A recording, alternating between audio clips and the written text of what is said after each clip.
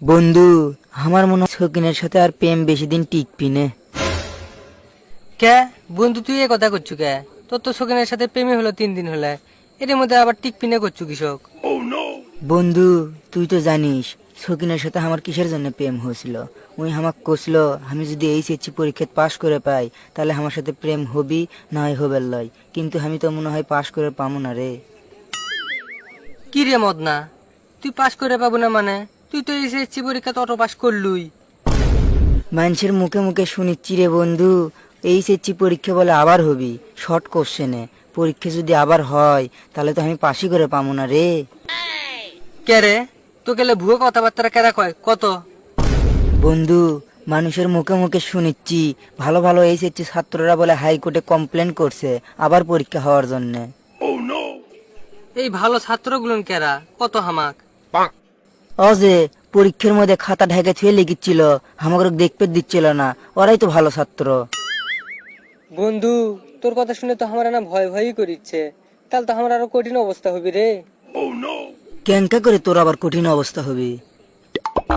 বন্ধু, আমি তো আমার প্রাইভেট মাস্টার থেকে সব টাকা পয়সা ঘুরে দিয়েছি।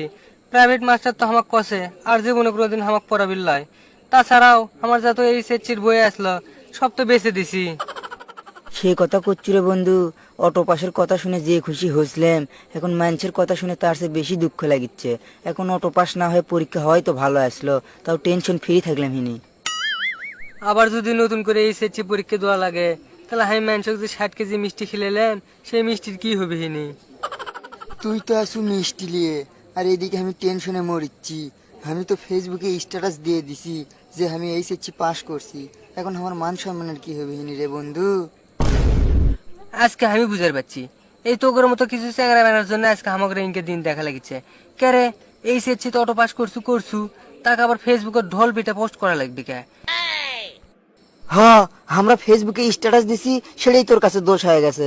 আর তুই যে পাড়া শুদ্ধ 60 কেজি মিষ্টি খেলেছু তার কোনো দোষ নাই না?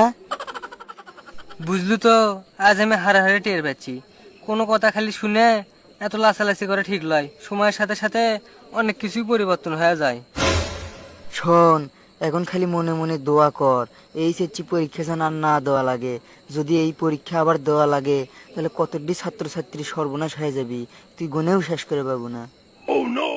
তুই ঠিকই কইছু রে বন্ধু। যতদিন পর্যন্ত ইউনিভার্সিটিতে ভর্তি না হবার মামু ততদিন পর্যন্ত খালি টেনশনে টেনশনে থাকা লাগবে। এখন দেখেছি শেষ পর্যন্ত আমসালা ব্যান দুটেই যায়। একেবারে আপনারা যারা যারা আমাদের এই ভিডিও দেখিচ্ছেন তারা তারা না কমেন্টে জানাইন তো আমরা এইচএসসি শিক্ষার্থীরা কি করবো, তাহলে না খুব উপকার হলো হয়নি।